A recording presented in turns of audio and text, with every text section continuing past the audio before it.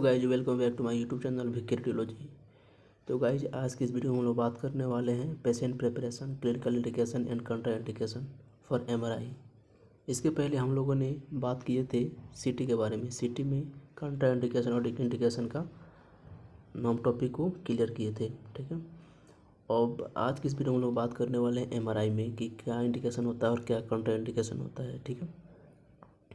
अगर आप वो वाला वीडियो नहीं देखे होंगे तो जाकर उस वीडियो को देख लीजिए, सीटी का किस तरह उसमें इंडिकेशन और कंट्रा इंडिकेशन है, ठीक है।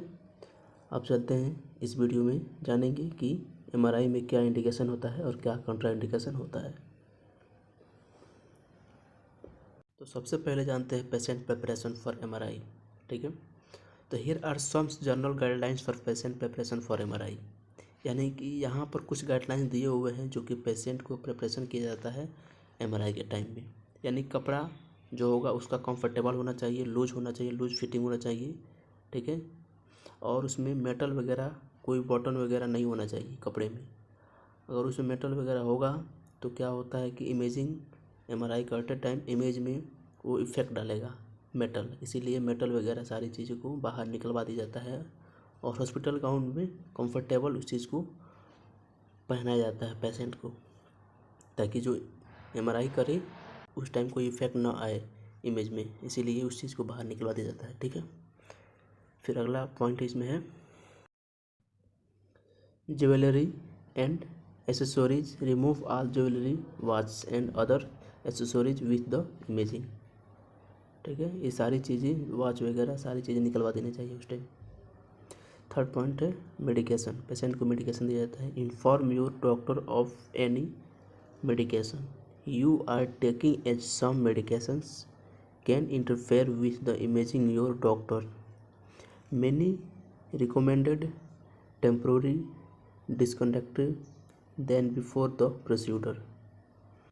यानी अगर आप कोई मेडिसिन ले रहे होते हैं पहले से तो उसको डॉक्टर को बताना होता है कि हम ये मेडिसिन ले रहे हैं, ठीक है। अगर नहीं बताएंगे डॉक्टर को और आप एमआरआई करवाने चले गए तो उस टाइम क्या करेगा, जो जो मेडिसिन होगा वो इमेज में इंटरफेयर करेगा। इसीलिए डॉक्टर को बता देंगे तो डॉक्टर उस चीज़ को रोक देगा और प्रोसीजर के पहले आपको ये चीज़ें रोकनी होगी, नहीं तो वो इंटरफेयर करेगा, इसीलिए वो चीज़ बताया जाता है डॉक्टर को, ठीक है। उसके बाद से फिर प्रोसीजर को स्टार्ट किया जाता है। और थर्ड पॉइंट है प्रेगनेंसी टाइम। अगर आप प्रेग्नेंट हैं तो उस टाइम बता दें कि डॉक्टर कि हम प्रेग्नेंट हैं या प्रेग्नेंट होने वाले हैं।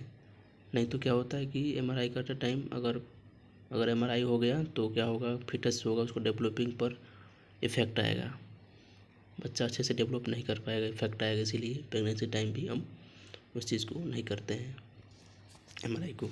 अब फोर्थ पॉइंट है allergies. Inform your doctor of any non allergy specific to contrast material, यानी डॉक्टर को बताया जाता है अगर आपको एलर्जी है, कंट्रास्ट है, तो आप डॉक्टर को बता दें कि मुझको एलर्जी होता है इस चीज़ से, या किसी भी प्रकार का हमें एलर्जी होता है, एलर्जी है, उस टाइम डॉक्टर को बता देना चाहिए, ठीक है, एमआरआई प्रोसीजर करवाने से पहले।